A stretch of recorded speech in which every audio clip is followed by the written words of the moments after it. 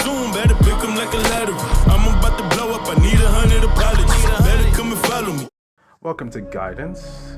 Here's another video in the series about different certifications to get through IFMA. This video I'm going to focus on the CFM or Certified Facility Manager and what it takes to get it, and also how to retain that knowledge.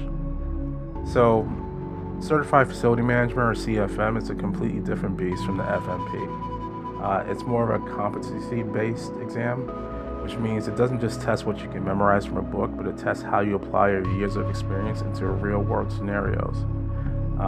So for a first-timer, here's what you should kind of expect.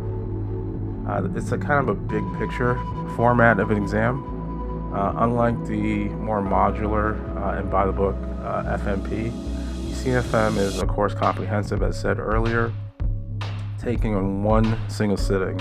So it's not like FMP where it's like 15 to 20 plus hours per module. You only have 4 hours to complete the test.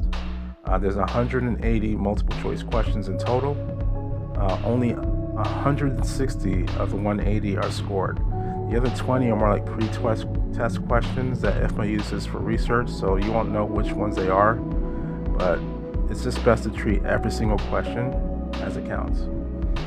The environment itself is a proctored exam. Usually it's taken at testing center, so there are no books or notes, unlike the FMP, so it's not open book. It's a type of high-level competency testing. The exam covers 11 core competencies, but the weight is not even, so you should expect heavy concentration in about 3 areas, which take up over half of the exam. The first would be leadership and strategy. There's about 28 items or so, which focuses on strategic alignment and change management. Then you have operations and maintenance, which is about 25 items, which focuses on building systems and processes. Finance and business, which is about 18 items, which focuses on budgeting and contracting. As I said earlier, it's about application, not necessarily definition. So expect questions to be phrased as scenarios. Instead of asking what's the definition of a CapEx project, the type of CFM question you might get is a critical HVAC component has failed mid-budget cycle and the repair exceeds the remaining O&M funds. As a FM, how do you present the business case to a C-suite to secure emergency capital? So you go from a very direct question, as in what is the definition of a CapEx project, to, as I said, this type of scenario.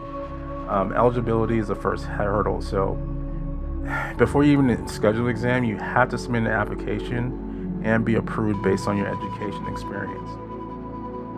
So with a degree, she usually requires about 3 to 4 years of FM experience. Without a degree, it usually requires 5+ years of experience. The ethics component, once approved, you must also pass a separate short ethics assessment as part of the application process. Passing and recertification. The exam is basically pass-fail, so IFMA uses a scaled score, so there isn't a fixed number of questions you need to get it right. Like, if you get 130 correct, then you pass automatically. Maintenance, once you earn the CFM, it's not for life like the FMP. You must recertify every 3 years by earning 120 maintenance points through professional activity, continued education, or leadership. Otherwise, you have to pay out of pocket to take the exam every 3 years in order to maintain that. So, as always, you can always go directly to the ifma.org webpage.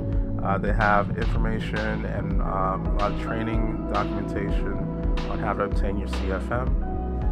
Hopefully this answers a lot of your questions, but if you have any more, you can always reach out to me directly or go check out your local IFMA chapter in order to connect with a qualified facility professional who's willing to help.